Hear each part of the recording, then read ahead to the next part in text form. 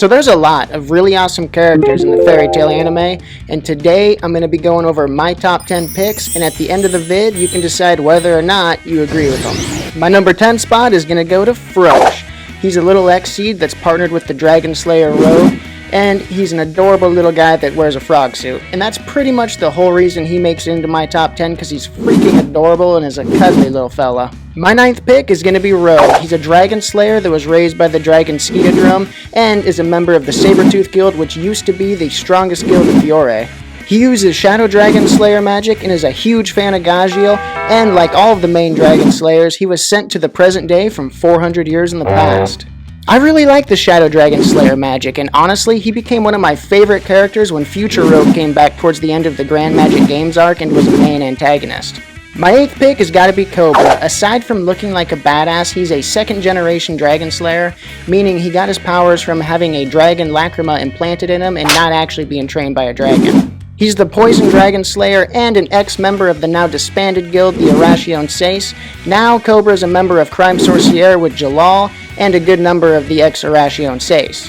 Erza Scarlet gets my pick for the 7th spot. Being one of the most powerful wizards in the whole Fairy Tail Guild, she uses spatial magic, which allows her to store both armor and weapons in a separate dimension, and literally switch them out whenever she wants. In addition, she has a weapon and outfit for almost any occasion. Number 6 goes to Mavis. She was the founder and first master of the Fairy Tail Guild, and aside from being both fun-sized and adorable, she was the love interest of Zeref towards the end of the second series. Also, we kinda wouldn't have Fairy Tail without her, so of course she deserves a spot in the top 10. Number 5 for me has gotta be Loki, or Leo, the leader of the Celestial Spirits. Originally, he was introduced as a member of Fairy Tail who was all about the ladies, and I mean, can you blame him? I mean, literally every girl in the Fairy Tail Guild is a knockout. He was blamed for the death of his previous master and was unable to return to the Celestial Spirit World.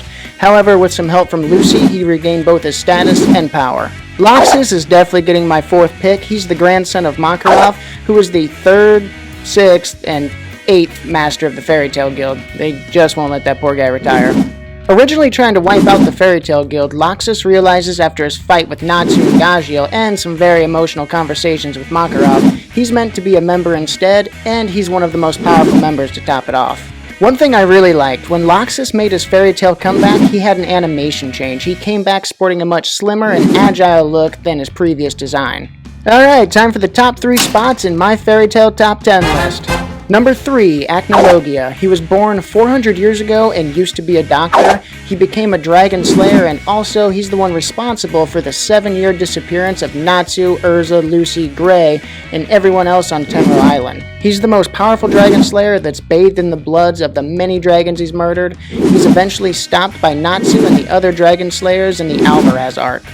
Okay, so my 2nd spot, I just couldn't decide, so it's actually going to go to both Natsu and Jalal. And Seagrain, and Mistigan. Natsu is the main focus of the story and is who I consider to be the main character of Fairy Tail. He's a first-generation dragon slayer, and he is also from 400 years in the past. He uses Fire Dragon Slayer magic, and he's the brother of Zeref, and to top it all off, he's got my favorite power throughout the whole series, his Lightning Flame Dragon mode. On a side note, he was also created by Zeref. Jalal, who's an ex-villain turned good guy, started off by believing he was communicating with Zeref. He was actually fooled by Ultir. He's now the leader of Crime Sorcière, and he's become a huge ally to Natsu and the others. Seagrain was first introduced as being a member of the 10 Wizard Saints. It was later revealed that he was just a clone of Jalal created by magic, and Mistigan was Jalal's Edalus doppelganger, so he's got to be included. Time for the character I think deserves the number 1 spot in the whole Fairy Tail anime. My favorite character in Fairy Tail has got to be the Black Wizard, Zeref Dragneel. He's Natsu's brother and created all kinds of demons. He created Natsu, Deliora, all of Tartaros, and a lot more. Both his parents and his brother Natsu were killed by dragons, and after this, he became obsessed with bringing Natsu back. He got involved in black magic and was given the Curse of Contradiction.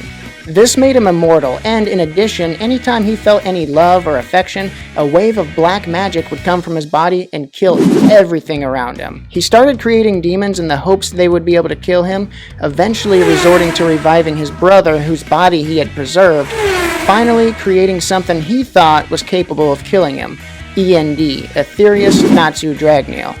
Alright, there you have it. My top 10 picks for characters in the Fairy Tail anime. Now, I'm sure a lot of you are thinking that there's some characters that deserve to be in the top 10 spots that didn't make it. If so, comment below, let us know. Also, don't forget to throw a like at the vid if you don't completely hate me after the list.